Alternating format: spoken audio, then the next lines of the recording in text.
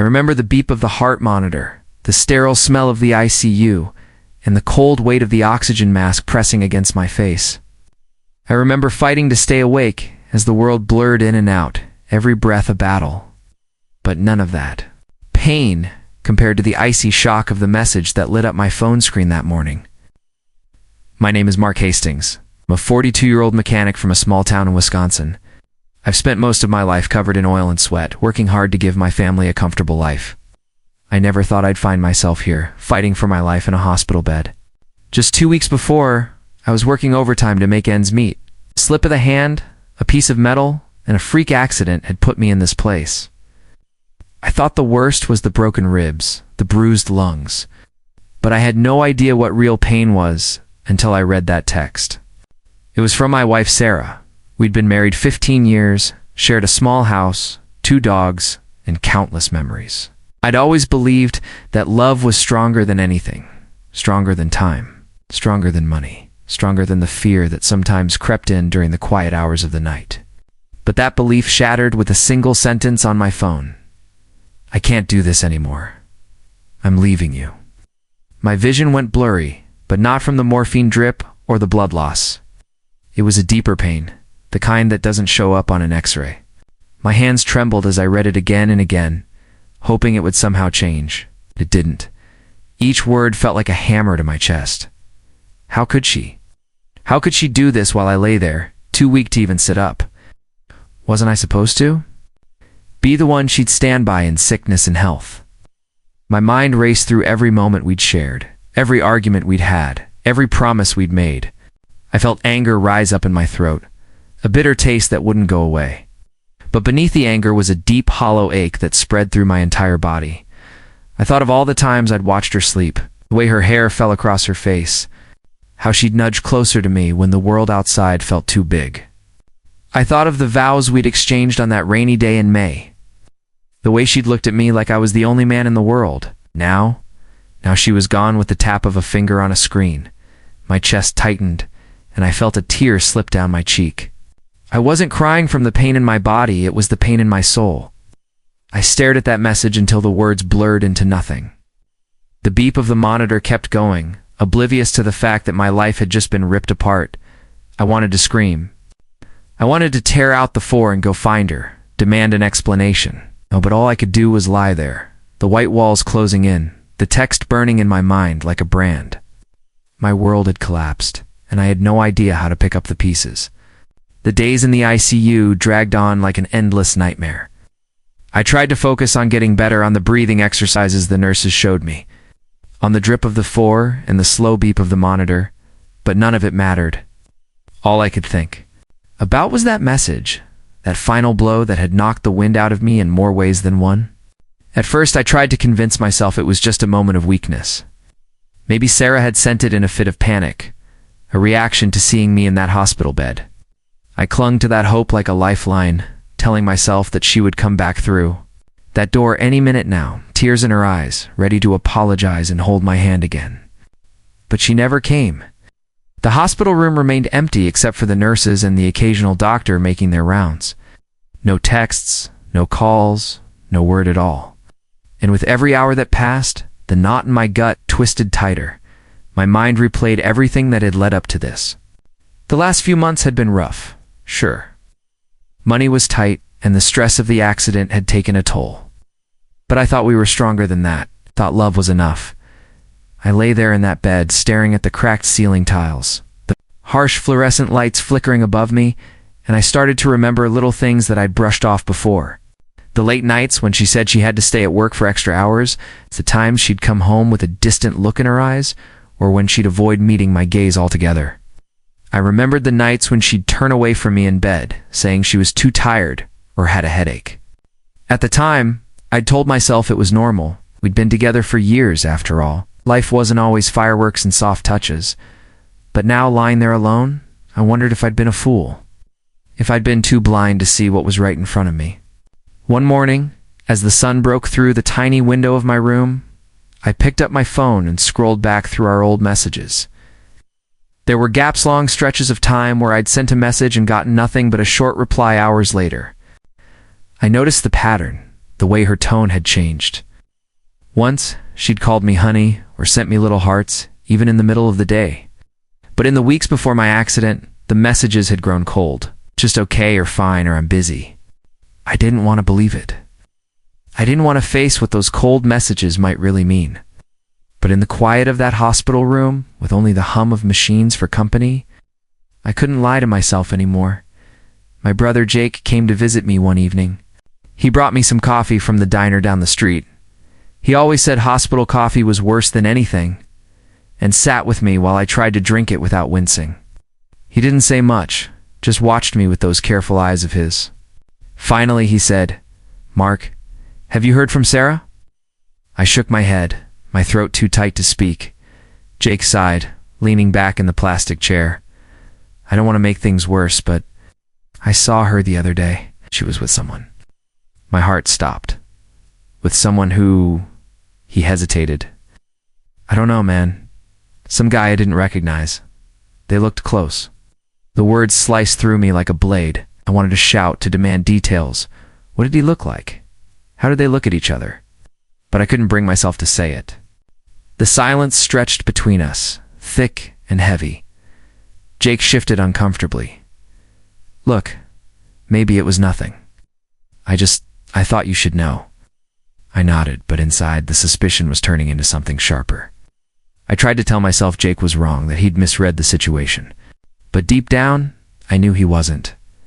I'd seen it in Sarah's eyes, in the way she'd pulled away from me without ever saying a word, that night. After Jake left, I lay in bed staring at the ceiling. My mind was a storm of memories and questions. Who was this guy? How long had it been going on? Was it just a moment of weakness? Or was this the reason she'd sent that message? I realized then that I needed answers, no matter how much they might hurt. Because the not knowing was worse than the truth. The truth, at least, would let me figure out what came next. So I started paying attention. When the nurses came in to check on me, I asked them if Sarah had called. They shook their heads. I scrolled through social media when I could, looking for any sign of her. And in those long, sleepless nights, I planned. Because if Sarah had really left me for someone else, I needed to know. I needed to face it head on, no matter how much it broke me inside. The betrayal was like a splinter in my heart, one I couldn't ignore. The more I thought about it, the more I knew this wasn't some sudden decision she'd made in a panic. There were signs, and I was finally seeing them, but proof. That was something I still didn't have, not yet. One morning, as the sun filtered through the window and bathed the sterile room in a cold glow, I forced myself to reach for my phone again. My chest still hurt with every breath, but the need for answers outweighed the pain. I scrolled through old photos, the memories like jagged glass in my mind.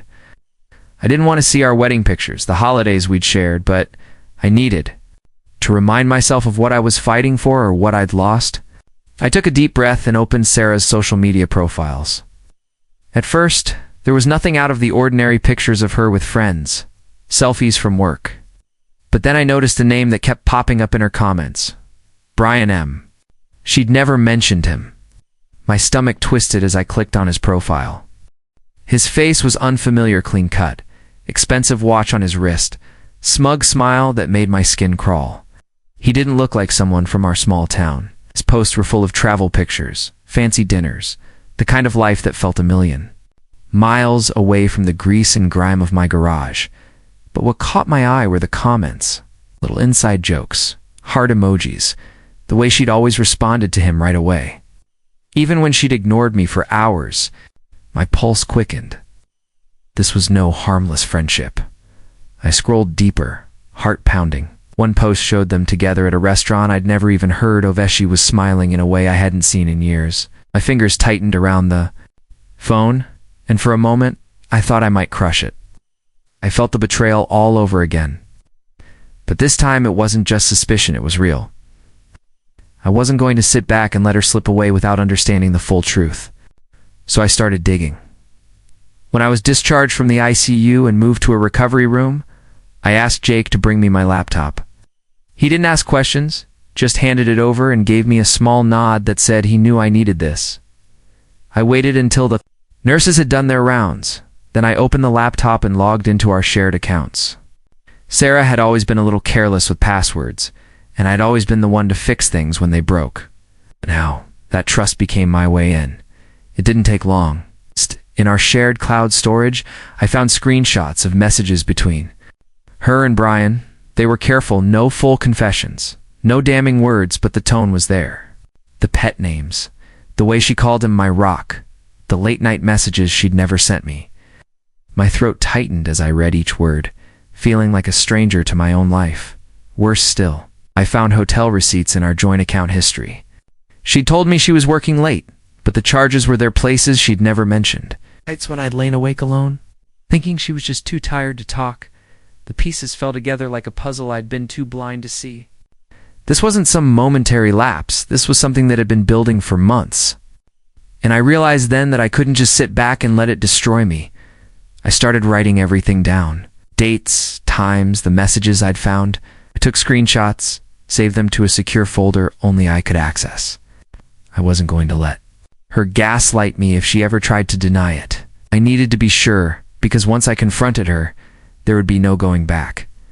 The more I read, the angrier I became.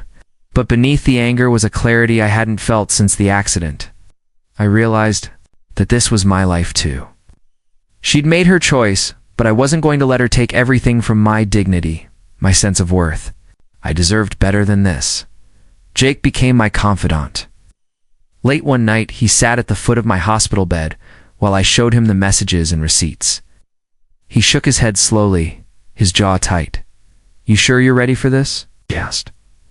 I nodded. "I can't just lie here and pretend I don't know. I need to face it, Jake. I need to know exactly what I'm up against." He looked at me, his eyes full of quiet strength. "Then let's get you out of here. Let's get you strong enough to handle it." Those words lit a fire inside me. I wasn't just a broken man in a hospital bed anymore. I was a man who had been betrayed, who deserved the truth, and I was going to get it. I spent the next few days working with Jake, setting up everything I'd need for when I left the hospital. He helped me transfer the evidence to a secure flash drive. We made a plan how I'd confront her, how I'd protect myself if she tried to twist the story. It wasn't just about revenge, it was about reclaiming my life. It's about showing her hand. Myself, that I wasn't just a victim lying in a bed waiting for someone else to decide my fate. The nights were still hard. There were moments when the pain in my chest, physical and emotional, felt like it would swallow me whole. But in those moments, I'd close my eyes and remember who I was before this all began. The man who'd worked every day to build something. Real, who'd loved without hesitation. Now, I was becoming someone else. Someone stronger. Someone who wouldn't be broken by a single message. No matter how much it had hurt, I was ready to confront the truth. And I wasn't going to let her betrayal define me. The day I was finally discharged from the hospital, the air felt different, cooler, sharper, like it was daring me to take that first real breath of freedom. I left the hospital with nothing but a small bag and a flash drive full of truth. My body still ached with every step, but the fire in my chest was stronger than the pain. I didn't go home right away. I couldn't. Home was no longer a place of safety, it was a crime scene, and I needed to be ready. Instead, I went to my brother Jake's house. He watched me hobble in, his eyes searching mine for any sign of hesitation. "You sure about this, Mark?" he asked, voice low. I nodded. "I need to see her. Need her to see what she's done to me." He said nothing, just patted my shoulder. "I'll be right behind you." We drove together to the house Sarah and I had shared for so many years. It looked the same from the outside white picket fence, her rose bushes in full bloom. Didn't feel like home anymore. I stepped onto the porch, my heart beating so hard I thought it might crack my ribs all over again. Sarah was inside, sitting at the kitchen table with a cup of coffee in her hands. She looked up when I opened the door, surprise flickering in her eyes. "Mark," she said softly, like she wasn't sure if she was seeing a ghost. I shut the door behind me, my voice calm but cold. "We need to talk, Sarah." Then set her cup down and nodded. "Okay, I'm glad you're out of the hospital." I almost laughed. "Yeah, I bet you are." Her brow furrowed. "What's that supposed to mean?" I pulled out my phone, the screen already open to the screenshots I'd saved. I held it out to her, my hand steady. "This. All of this. You want to explain it? Her eyes widened as she saw the messages. She reached for the phone, but I pulled it back. Don't bother, I said. I've got copies. I've got everything. She swallowed hard, her face paling. Mark, you lied to me, I said, my voice trembling. With rage? You said you were working late. You said you were tired. All those nights you left me alone in this house, you were with him. Tears welled in her eyes, but I didn't care. Mark, please, I never meant for it to. I cut her off. Save it. You sent me a message while I was lying in the ICU. You told me you were done. I didn't even have the decency to say it to my face. You broke every promise we ever made.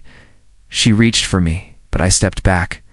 Don't, I said, my voice like steel. You don't get to comfort me now. Her hands dropped to her sides, shaking. I was scared. I didn't know how to face you. I didn't know how to end it. My laugh was bitter. So you ended it with a text. While I was hooked up to machines. Was he there with you when you sent it? Her lips parted, but no sound came out. The silence that followed was worse than any scream. I took a deep breath, steadying myself. I've seen the receipts, Sarah, the hotel bookings, the way you looked at him in those pictures. I know everything. She started to sob, her shoulders shaking. I'm sorry, Mark. I never meant to hurt you. I didn't know how to tell you. I didn't want to see you like that. I shook my head. You didn't want to see me because you didn't want to face what you'd done. You didn't want to see the man you'd promised to love, broken in that bed while you were out there with him. I could see her crumbling, her face pale and streaked with tears. But I didn't feel sorry for her. Not now. Jake stepped into the kitchen then, his presence a quiet anchor. Sarah looked at him, then back at me. What are you going to do? She asked, her voice a whisper. I took a deep breath, my decision clear. I'm filing for divorce. I'm making sure everyone knows exactly why. Her eyes widened. Can't. I held up my phone again. I can, and I will. You made your choice, Sarah. Now you can live with it. She tried to protest, but the words died in her throat. I turned away, my hands trembling, but my heart feeling stronger than it had in months. Jake put a hand on my shoulder, steady and strong. You did what you had to do, he said quietly. She doesn't get to write the ending of your story. Nodded, the weight of it all settling over me. No, she doesn't. As I walked out of that house, our house, I felt something I hadn't felt in a long time. Freedom. It hurt like hell, but it was mine. The air outside felt cleaner, the sun brighter. I knew there would be days when the ache of what she'd done would come back to haunt me. But I also knew that I'd faced it head on, had taken back my power. Sarah had tried to end our story with a single message, but she didn't get the last word I did. The aftermath of that confrontation was swift and merciless. Word spread quickly in our small town, carried on the wind like the scent of rain. People talk, always have. And Sarah's betrayal became the talk of every coffee shop, every hardware store, every quiet dinner table. She tried to keep it quiet at first, but in a place where everyone knows everyone. Secrets don't stay buried for long. I filed the divorce. Papers the very next day. My lawyer, a no-nonsense woman named Rebecca, had seen it all before. But she looked at me with something close to respect when I handed over the file of evidence I'd gathered. You're not messing around, she said, and I nodded. I couldn't afford to, not anymore. Sarah's face was pale and drawn when she was served the papers. I heard she'd tried to tell her friends it was mutual, that we'd grown apart. But the screenshots, the receipts, they spoke louder than her soft denials. Brian, the man she'd thrown it all away for, didn't stick around. Maybe he didn't want the mess. Maybe he didn't want to be known as the man who broke up a marriage. In the end, he disappeared as quickly as he'd come. I'd be lying if I said it didn't hurt to see her reputation unravel. Part of me still remembered the girl I'd fallen in love with, the woman I'd once believed would stand by me no matter what. But another part of me, the part that had fought through the pain and the betrayal, felt relief, justice, in a way. She'd made her choice, and now she had to live with it. I didn't gloat. I didn't spread the story beyond what was already out there. But when people asked me what happened, I told them the truth. No more lies. No more pretending. As the days turned into weeks, I started to feel a sense of peace settling over me. It wasn't immediate some nights.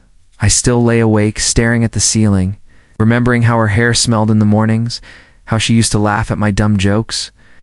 But those memories were just that now. Memories. They didn't control me. Anymore, I focused on my recovery, on my work, on the friends who'd stood by me even when the world felt like it was ending.